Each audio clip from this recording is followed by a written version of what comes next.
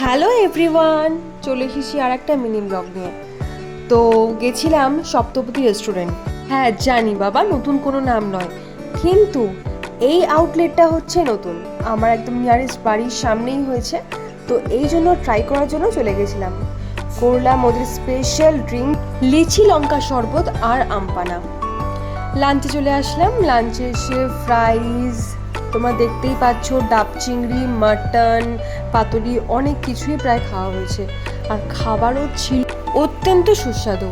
আর সব থেকে আনন্দের পাওয়া হচ্ছে গিফট। তাই গিফট বলতে আমি আর সে খুবই এক্সাইটেড ফিল করছিলাম। আর এই গিফটের রিজনটা কি সেটা না হয় কিছুদিন পর তোমরা জানতে পারবে। আপাতত এটা এখন সাসপেন্সই থাক।